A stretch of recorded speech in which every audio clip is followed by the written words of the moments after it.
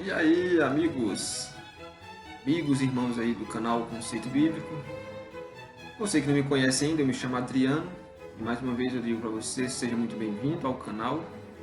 E se você ainda não é inscrito, eu te peço, por favor, né? Se inscreva no canal, ative as notificações, curta os vídeos, compartilhe com seus amigos. E o objetivo desse canal, inicialmente, nós começarmos a estudar o livro de Daniel, versículo por versículo. E antes de entrarmos necessariamente nos versículos, nos capítulos do livro de Daniel, nós vamos estudar toda a controvérsia que existe aí em torno desse livro, né? Hoje nós iremos tratar do tema com respeito a uma pergunta. O livro de Daniel tem sua origem no segundo ou é no sexto século? Porque tem essa controvérsia aí no meio cristão, acho que poucos cristãos sabem dessa controvérsia, e não entendem que esse ponto em saber quando o livro de Daniel foi escrito é muito importante e crucial para nós termos uma interpretação mais consistente do livro de Daniel, ok? Então hoje o tema é: o livro de Daniel tem sua origem no segundo ou no sexto século? Mas antes de nós continuarmos aqui, eu quero agradecer aí aos 370 inscritos no canal, ok? Nós ainda não começamos ainda massivamente a produzir vídeos próprios, né? Estamos colocando lá vídeo de outros pregadores, mas que tenha alguma coisa a ver com o livro de Daniel. A maioria não, todos os vídeos que temos lá no canal é só a respeito do livro de Daniel, porque é um dos livros assim que nós queremos, né? Dissecá-lo aqui. Pra vocês terem uma ideia, o livro de Daniel foi um dos livros em que o Isaac Newton fez um comentário específico só do livro de Daniel, porque com certeza é um dos livros mais importantes da Bíblia. Não é o mais importante, né? Porque toda a Bíblia tem sua importância, né? Então, ao abordar esse tema aqui, se o livro de Daniel tem sua origem no segundo ou no sexto século, você pode até se perguntar, fazer a seguinte pergunta: mas que diferença isso faz? Se foi no segundo ou no sexto século? Irmão, amigo, faz muita diferença sim. Porque atualmente estudiosos sustentam duas posições que são contrastantes sobre as origens do livro de Daniel. Por isso nós precisamos estar muito atentos em saber quando o livro de Daniel foi escrito, se no segundo ou no sexto século, pois dependendo da data que adotamos, podemos trazer com ela uma série de interpretações que pode ter ou não ter nada a ver com a realidade do livro, tá ok? Então, os que abordam, os que aceitam uma data, não, eles vão ter que naturalmente aceitar de que todo o livro se cumpriu no passado. Eu aceito essa daqui, vão ter que aceitar que o livro, todo ele, não tem nada a ver com o passado, mas tem a ver só com o futuro. Ou então, outros que aceitam outra data, não, ele tem a ver com o passado, tem a ver com o presente e tudo a ver também com o futuro. Aí o livro fica, dependendo da data, né? Como eu falei para vocês, fica muitas vezes confinado somente a um passado longínquo, sem ter nada a ver com nossos dias, dependendo da origem que você adota, você crê que o livro de Daniel foi escrito, tá ok? Assim, é essencial, com toda certeza, sabermos se o livro de Daniel é do segundo ou do sexto século, tá ok? É do segundo ou do sexto século. Agora, qual é o ponto de vista minoritário, ou seja, que a minoria defende? O ponto de vista minoritário é aquele ponto de vista adotado tanto pela sinagoga, uma parte dos judeus, quanto pela igreja, a igreja cristã até o século XIX, porque do século XIX para cá, muitas coisas desencaminharam, né? Desencaminharam e muitas interpretações foram deixadas de canto e foram adotados outros métodos de interpretação da Bíblia Sagrada. E acabou que a Bíblia e também o livro de Daniel foi esquecido no meio da cristandade. Pouco se fala, poucas igrejas se arriscam a explicar para os seus membros as profecias do livro de Daniel. Então, o ponto de vista minoritário, ele é conhecido, grave esse nome, é conhecido como a tese exílica. Aí você se pergunta, irmão, o que é isso? Eu nunca ouvi falar. O que é que aceita, o que é que defende a tese exílica? Veja só, a tese exílica ela aceita e defende como válida o testemunho do próprio livro de que os eventos narrados tiveram seu lugar ali durante o cativeiro babilônico dos judeus do sexto século antes de Cristo. Tá ok? Então, recapitulando, o ponto de vista minoritário, defendido pela a minoria dos cristãos, é conhecido como tese exílica. E o que defende, o que aceita essa tese, ela aceita e defende como válido o testemunho do próprio livro. Aceita que o livro é esse mesmo, que o autor é o próprio profeta Daniel, tá ok? E que os eventos narrados teve lugar durante o cativeiro babilônico dos judeus do sexto século a.C. E, consequentemente, os defensores dessa tese exílica atribuem a autoria de todo o livro, tanto suas narrativas históricas do capítulo 1 ao 6, e como também quanto às visões proféticas do capítulo 7 a 12, eles atribuem a Daniel, o cativo judeu que ocupou ali ocupou cargos importantes nos reinados sucessivos de Babilônia e também Pérsia, da época de Nabucodonosor Assírio, tá ok? Essa é a tese exílica, tá ok? A tese exílica. Agora veja outro ponto. Já por outro lado, que vem agora o ponto de controvérsia. Já por outro lado, então até o século XIX, a maioria, todos os cristãos, judeus, todos os cristãos, a igreja cristã, até o século XIX, cria na tese exílica. Ok? Cria na tese exílica. Só que do século XIX para cá, aí começou a surgir outros métodos, né? Tudo isso vocês vão entender aqui no nosso canal. Tudo isso foi uma artimanha aí dos jesuítas para tentar desacreditar o livro de Daniel, porque o livro de Daniel, como Isaac Newton apontou, o livro de Daniel apontava Roma papal como o sistema papal como o anticristo. E aí eles inventaram outras métodos de interpretação, colocaram Daniel por um tempo, por uma data onde ele não tenha sido escrito, para poder tirar o dedo apontador da profecia do papado, tá, ok? Já por outro lado, nós temos aí o ponto de vista, que é o ponto controvertido, né? O ponto de vista que é majoritário, o ponto de vista defendido pela maioria dos cristãos, que é conhecido como tese macabeia. Não sei se você já ouviu falar. Então, Macabeia vem dos macabeus, e ela é promovida, sabe por quem? Promovida e defendida por estudiosos da linha crítico-histórica. Tem gente, você sabia, meus amigos, tem gente que não crê mais no que está exatamente escrito na Bíblia Sagrada. Muitos cristãos seguem seus líderes e não sabem que eles creem nesse método crítico histórico, que eles vão simplesmente para criticar o que está na própria Bíblia. Você chegar para um cristão, você crê na volta de Jesus? Esse negócio da volta de Jesus, isso aí é tudo figurativo. Eles criam com esses métodos, eles acabam tentando desacreditar o que está na própria Bíblia e acabam criando suas interpretações. E aí a interpretação que a própria Bíblia dá dos textos bíblicos acaba ficando de escanteio. Então, o ponto de vista majoritário, que é seguido pela maioria, é a tese macabeia, que é defendida e promovida pelos estudiosos que seguem a linha crítico-histórica. E eles acreditam, sabe o quê?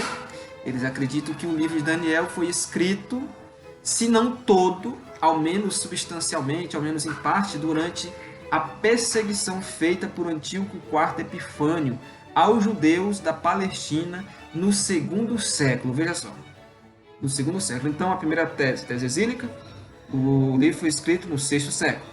A tese macabeia foi escrita no segundo século. Ok? Então o livro de Daniel foi escrito, se não ao todo, ao menos substancialmente, durante a perseguição feita por Antíoco Epifânio aos judeus na Palestina no segundo século. Então os defensores dessa tese, eles deixando de lado aí o testemunho do próprio livro, eles propuseram que o livro de Daniel foi escrito por um autor desconhecido. Então não é mais Daniel que escreveu o livro de Daniel, mas é um autor desconhecido do segundo século que assumiu um pseudônimo, tá ok? De Daniel. Assumiu o pseudônimo de o estadista Daniel, o profeta do sexto século. E assim, segundo eles, as supostas previsões do profeta Daniel eram simplesmente eventos históricos registrados após seus acontecimentos. Mas mesmo estudiosos, amigos, mesmo estudiosos defensores da tese macabeia, em seus estudos contínuos, eles têm forçado um reexame dessa posição. E a visão deles, desses proponentes, é que o trabalho desenvolveu-se no decorrer de um longo período de tempo, começando com o início do cativeiro babilônico e passando pelas mãos de vários autores e editores. Então, dentro desse próprio ponto de vista, que é o ponto de vista da tese macabeia, tem um grupo dentro deles que defende que foi um autor desconhecido que assumiu o pseudônimo ou o nome de Daniel, tá? De Daniel, o estadista profeta do 6º século, e também dentro dele meteu outro grupo e diz, não, foram vários autores, tá? Vários autores que no decorrer de um longo período de tempo, começando ali com o início do cativeiro babilônico, foram escrevendo um ponto aqui, outro lá, e chega um e reúne tudo isso, e hoje nós temos o que hoje é nos apresentado o que nós temos do livro de Daniel. Então vários autores escreveram, um escreveu aqui o capítulo tal, outro escreveu lá, e um chegou lá no 2º século, vem e reúne, e aqui está aqui nos apresenta como livro de Daniel. Essa é a tese macabeia, ok? Que o livro foi escrito na época dos macabeus do 2º século. Agora vejam, e na visão deles, na visão dos que defendem a tese macabeia, a estrutura final do livro foi uma fusão das partes históricas do capítulo 1 a 6, ok? E profética dos capítulos 7 a 12, que teve seu lugar durante ali as lutas do 2º século entre judeus na Palestina, no período macabeu. Em outras palavras, eles defendem o seguinte, que o livro de Daniel nada mais era do que um discurso ou uma carta para ajudar as pessoas que estavam ali vivendo, que foi escrito naquela época, que estavam vivendo naquela época, e que como estava acontecendo ali uma batalha entre os macabeus contra os palestinos, e então foi dada essa carta para poder fortalecer, tá, ok? Fortalecer ali os palestinos ali. E assim esses autores eles sustentam que o livro foi organizado para fornecer significado, foi organizado para fornecer encorajamento aos judeus e seus líderes macabeus ali no conflito nacional com Antíoco IV Epifânio. E vocês vão ver muito falar aí desse Antíoco IV Epifânio, porque nós vamos analisar os dois lados durante todos os nossos vídeos que nós fomos fazermos aqui, que tem a ver com esse tema, dentro do livro de Daniel e aqui no nosso canal, tá, ok? Fique atento. Vocês vão ver que eles tentam forçar, jogar esse macabeu, esse Antíoco IV Epifânio, o chifre pequeno de Daniel 8 é o Antíoco IV Epifânio, tenta de todas as formas tirar o dedo apontador da profecia do papado, do sistema papal, ok? Presta atenção no nosso canal que futuramente nós iremos continuar apresentando isso. Agora vejam, depois nós vimos tudo isso, já vimos aqui a tese macabeia, a tese exílica, vimos que cada um defende e tal, vimos tudo isso. E mesmo assim, apesar dos problemas que essa tese, que a tese macabeia tem com o livro de Daniel, tanto cronológico, a gente sabe, vocês vão ver em outros vídeos que eu vou gravar a continuação dessa tese, tanto problemas cronológicos essa tese tem com o livro de Daniel, quanto histórico, os defensores dessa tese tentam defender sua posição com 3 pilares principais. E esses 3 pilares, no decorrer dos próximos vídeos, nós vamos jogar tudo por terra, mostrando que o que a arqueologia e a linguística nos apresentaram com o decorrer da história para desacreditar essas posições que os defensores da tese macabeia defendiam para defender aquilo que eles estavam propondo aí para manter essa tese em pé. Primeiro, então, 3 pilares para dizer que o livro de Daniel foi escrito no período macabeu. A gente sabe que isso não é verdade. Daniel não foi escrito no período macabeu, tá, ok? Não foi escrito, foi lá no período do cativeiro babilônico. Mas tem muitos cristãos seguindo essa ideia aí e cegamente e não buscam a verdade com respeito a isso. Isso quase não é nem tratado. Eu procurei aqui vídeos no YouTube com respeito que falassem sobre essa tese macabeu, não encontrei nada. São poucos os livros hoje que trazem contrasta essas duas teses. Então, quais são os 3 pilares? Primeiro, ele diz assim, não, eles apresentam que inexatidões históricas que tem no livro de Daniel sugerem que o livro de Daniel foi escrito muito depois de o conhecimento factual de um cenário do 6º século ter sido perdido e esquecido. Então é isso. Ele diz assim, tem inexatidões históricas dentro do livro de Daniel. Então, o profeta, ele não foi muito exato.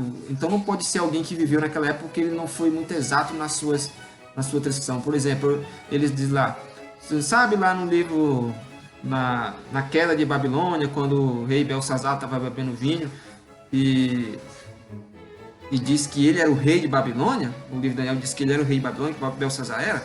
Pois é, a história não diz que era Belsazar que era o rei de Babilônia, mas era Nabonido. E nós vamos ver tudo isso, né?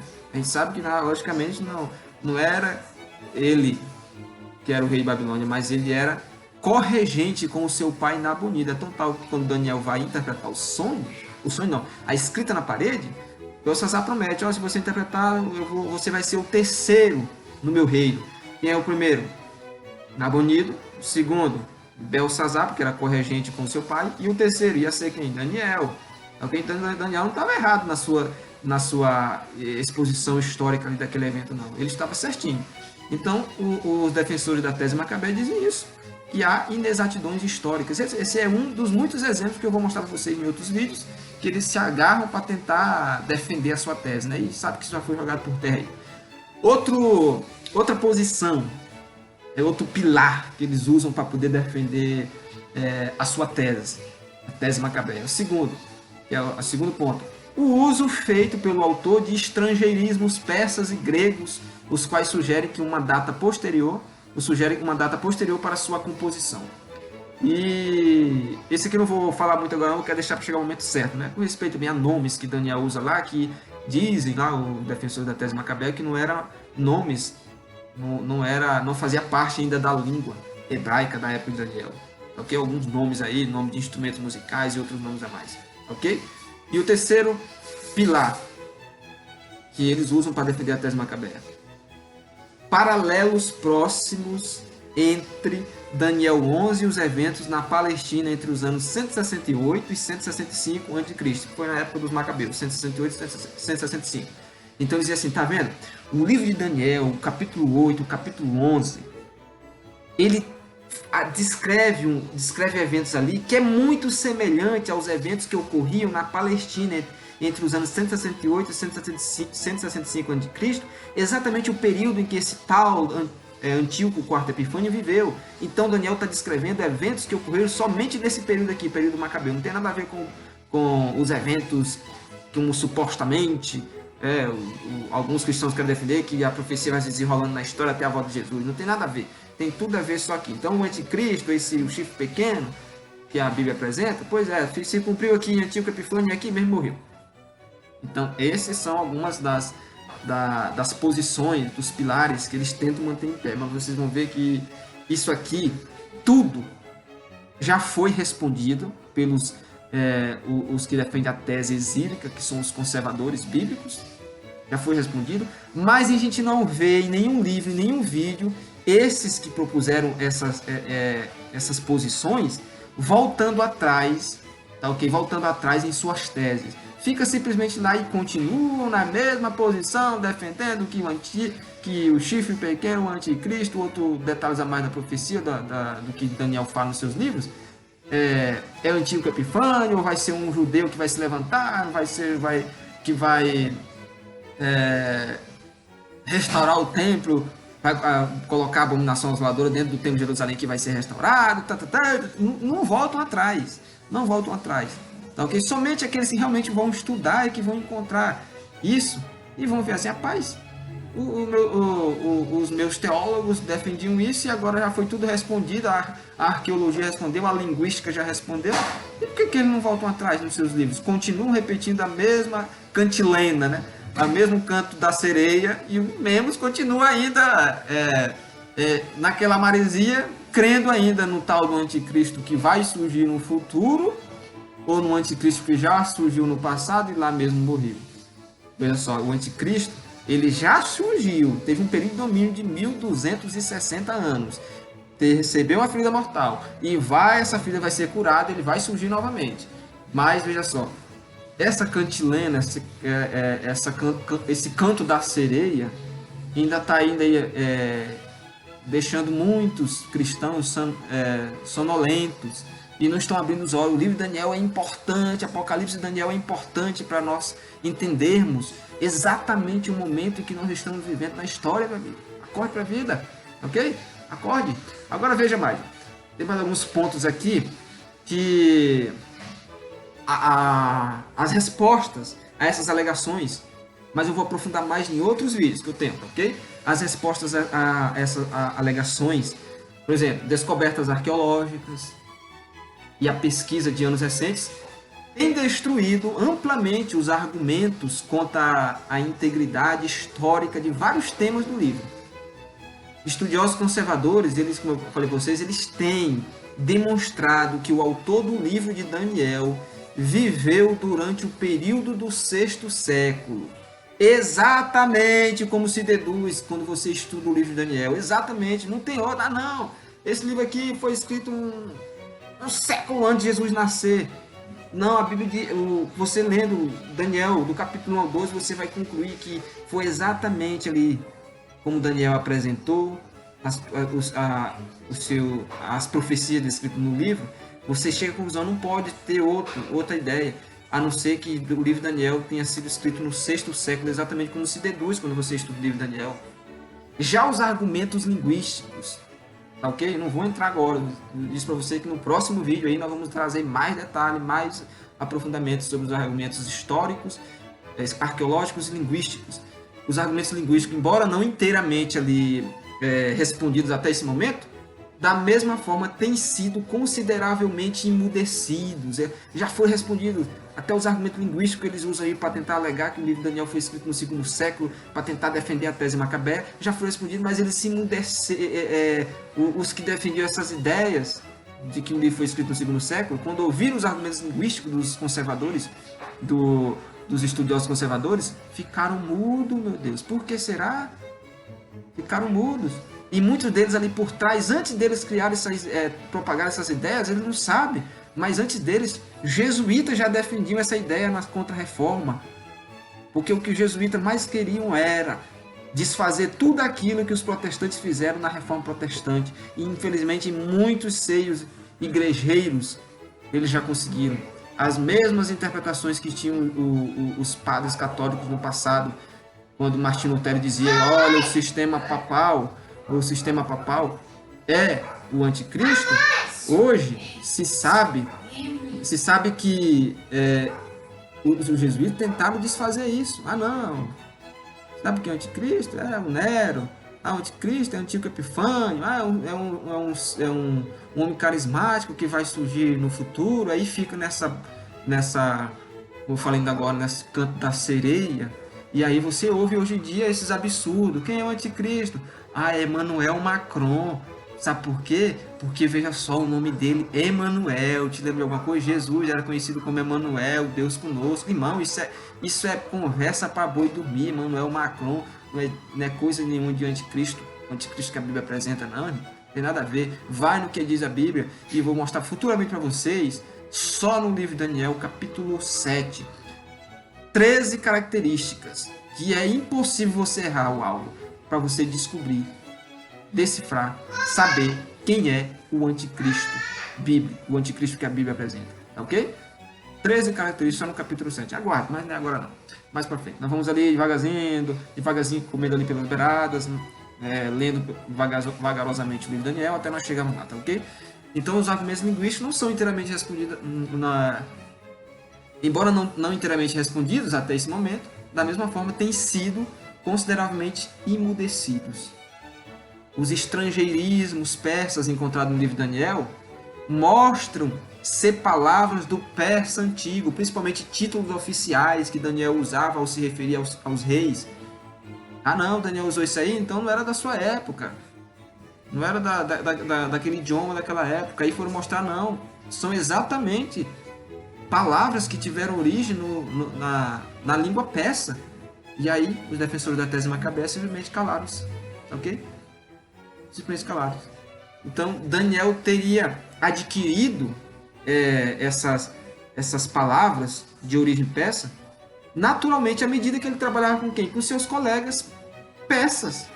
Então ele foi promovido, irmão, dentro do Império Persa. Depois que cai lá o Império Babilônico, e são os Medo-Persas. E ele tinha lá um grande amigo, um rei grande amigo dele. Tinha Ciro, né? Com certeza. E tinha também, né, tinha outras pessoas também lá, alguns persas lá, e ele aprendeu essas palavras com ele. Então, 20 dos estrangeirismos gregos alegados pelos defensores da tese macabeia para tentar situar o livro de Daniel no segundo século, provaram agora ser de origem persa e não mais dão suporte à alegação de uma composição do livro de Daniel no segundo século. Não dão mais suporte a essa alegação. Aí, meu amigo, quando um leitor desatento lê o capítulo 11 de Daniel, e aí ele vai e encontra algum livro, como por exemplo os livros apócrifos lá de 1ª e 2ª Macabeus, e vê a mesma situação histórica na Palestina sob o governo de Antíoco IV Epifânio, e diz assim, não, olha, isso aqui tem alguma coisa a ver com o capítulo 11 de Daniel, porque é muito quase semelhante à história.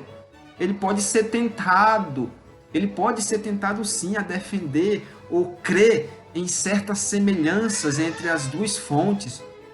No entanto, meu amigo, existem flagrantes discordâncias uma da outra que é impossível fazer a partir delas uma reconstrução ali, como alguns querem, por acharem que existe uma semelhança no capítulo 11 e a história da época da Palestina sob o governo de Antíoco Epifânio. Não há muita consistência, porque não vai conseguir fazer uma reconstrução histórica consistente e acurada entre o capítulo 11 e a história na Palestina sob o governo de Antíoco IV Epifânio. Ele não vai conseguir fazer, porque muito ponto da profecia lá do capítulo 11 vai ficar solta, ok? Vai ficar solta. E por isso eu digo para você, a tese macabeia, ela tenta desacreditar o que está na Bíblia Sagrada para tentar colocar os seus próprios conceitos dentro da Bíblia Sagrada. Então, a diferença entre o capítulo 11 e as fontes históricas são demasiado grandes para defender essa suposição, vamos dizer assim, de que os dois são relatos paralelos que descrevem os mesmos eventos. Tem muita coisa, as fontes históricas são muito claras, assim como a profecia do capítulo 11 é muito clara. Você não vai conseguir encaixar muita coisa ali que ficará solta quando você crê que o capítulo 11 nada mais do que uma descrição paralela ali da história de Israel, ali da Palestina, da época de Antíoco IV Epifânio. Assim eu digo para você o seguinte, para concluir esse vídeo. Assim, eu digo e repito, a tese macabeia, ela cria mais problema do que soluções. E, portanto, essa tese, ela é muito suspeita, porque quando ela levanta a pergunta e as perguntas são respondidas, os defensores dela não vêm a público se retratar, ou em livro não vêm se retratar. E eu digo para você que, para mim, a tese, você nunca nem ouviu falar, irmão, não sei nem o que é isso, não sei nem o que é isso, negócio de tese macabeia, tese exílica, para você, meu irmão, e isso é importante para nós entendermos o livro de Daniel. Isso é importante para nós sabermos ali os eventos que vão se desenrolando na história do que o livro de Daniel apresenta. Isso é importante. Então, para mim, a tese exílica, que é justamente a que leva mais a sério o que é dito no livro de Daniel, e é mais satisfatória e convincente do que a tese macabeia. Porque a tese exílica, ela aceita, olha, o livro de Daniel foi escrito pelo profeta Daniel, pelo cativo judeu chamado Daniel, okay? E exatamente, o Daniel é exatamente o que está escrito nele. Não é tentar enquadrar ali as histórias de Daniel em algum momento histórico ali na Palestina, entre o ano 165, 164, não sei. Não faz cabimento, não tem cabimento. Então, a tese exílica é a mais coerente com a Bíblia Sagrada, satisfatória e a mais convincente, ok? Amigo, Tentei fazer esse vídeo ser o mais curto possível e mais para frente vamos fazer outro vídeo. Mas valeu aí pela sua paciência, tá ok? Valeu muito por você tá até agora aqui conosco. Mas eu digo para você, se você puder, se você quiser, se você achou interessante, se você viu que isso acrescentou informação para você, compartilhe esse vídeo. Compartilhe esse vídeo no seu Facebook, se inscreva no canal, ajude-nos a divulgar esse canal. Futuramente nós queremos continuar gravando mais vídeos com respeito às curiosidades, aos eventos históricos e proféticos do profeta Daniel. Por isso eu conto com você, tá ok? Valeu aí pela sua paciência e ter nos acompanhado até o final.